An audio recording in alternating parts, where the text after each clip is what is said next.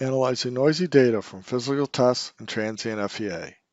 This unique 4-module training bundle teaches you the necessary skills to work with noisy, frequency-rich data that occurs in a variety of mechanical engineering applications.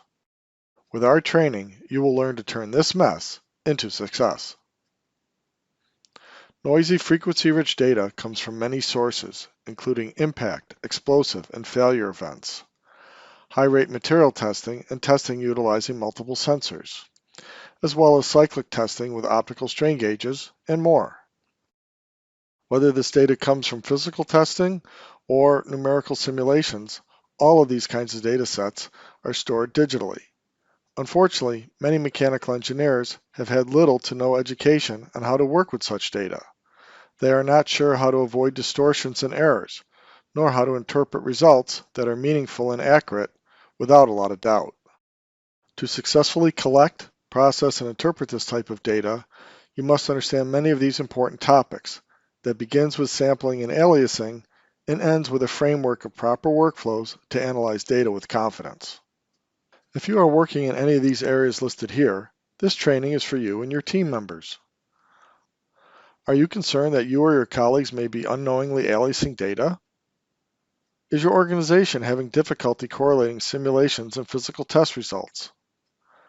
Our training will clearly explain the issues and technologies related to properly handling frequency-rich, noisy data.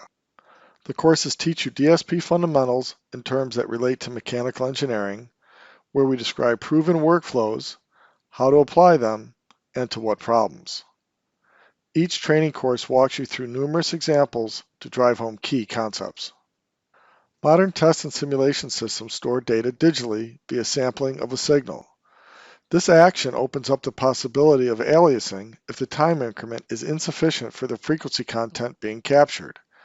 Aliasing easily causes confusion as demonstrated here, where a small change in the sampling frequency appears to make the signal flip upside down.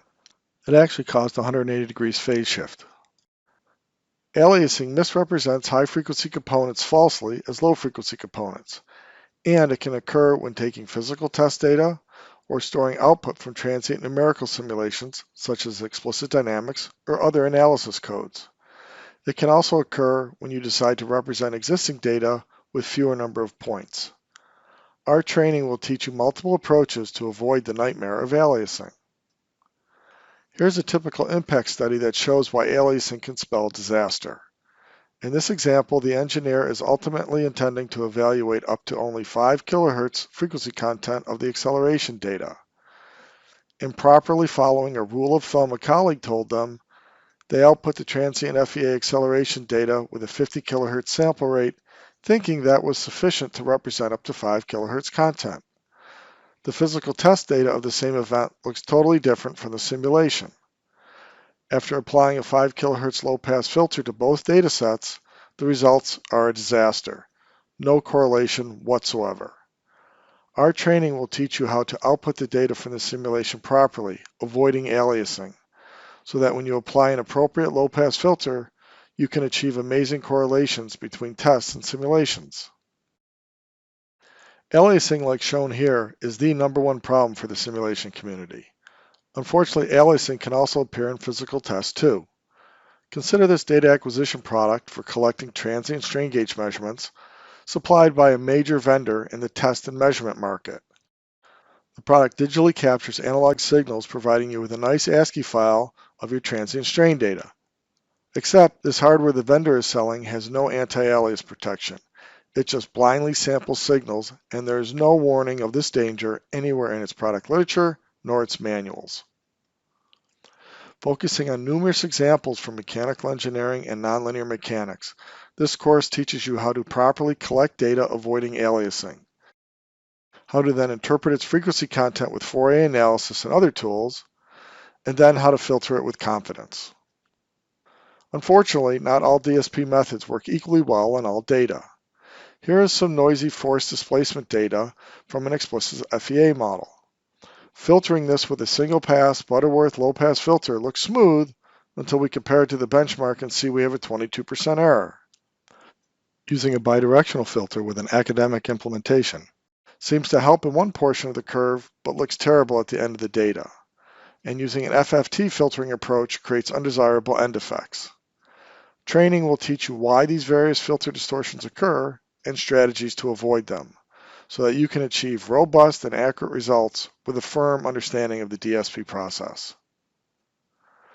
A common misunderstanding in shock data is that many people want to judge the shock severity by the peak acceleration recorded. Here are two highly transient, frequency-rich shock signals. Both have fairly similar peak acceleration values. This peak acceleration assessment does not tell you which environment is the most severe, but a pseudo-velocity shock spectrum analysis does. In this example, a PVSS assessment clearly shows that over a very broad range of payload natural frequencies, the X environment will clearly be worse than the Z environment. Analyzing shock data is an important topic in the general discussion of noisy data analysis, so much so that we have an entire training module dedicated to the topic. In this module, you will learn how to perform shock response analysis and the benefits of a PVSS analysis over more traditionally utilized absolute Excel shock response spectra. You will learn how to create and interpret PVSS plots like the one depicted here, including how to estimate effective G-loads, payload relative displacements, and dynamic energies experienced by payloads. This training also demonstrates how you can use a PVSS plot to quickly assess the plausibility of shock data from both physical tests and FEA. Our unique 4-module training bundle is taught live by me, Dr. Ted Deal, leveraging my over 30 years of nonlinear mechanics expertise. Comfortably attend these training sessions via Zoom from your home or office. Each of the 4 modules is a multi-session interactive course with ample hours of training and where your questions are encouraged. You can take all 4 modules at a discounted price or take whichever modules meet your needs. Here's an outline of the DSP Essentials module. This is a foundational class of the training, applicable to both test engineers and simulation analysts. The module covers key fundamentals of digital signal processing, explained with terminology and examples applicable to mechanical engineers working in the field of linear and nonlinear structural mechanics, or similar. In addition to the live lectures on the topics listed, all the training classes provide you with fully solved workshops, including related ASCII data files so that you may explore the workshops at your own pace. This module focuses on shock response spectra, its background, and its applications. SRS analysis, especially via pseudo-velocity shock spectra, is a powerful approach to characterize shock severity of transient acceleration data. The module clearly explains the basis and limitations of shock response analysis, and then it explores numerous applications of its use to acceleration data derived from physical testing and transient FEA simulations.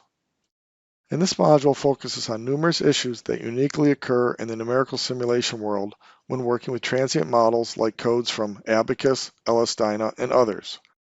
Several example problems are explored in depth to demonstrate issues and how to combat them. Other key topics include how to apply DSP to invariants such as Mises and principal values.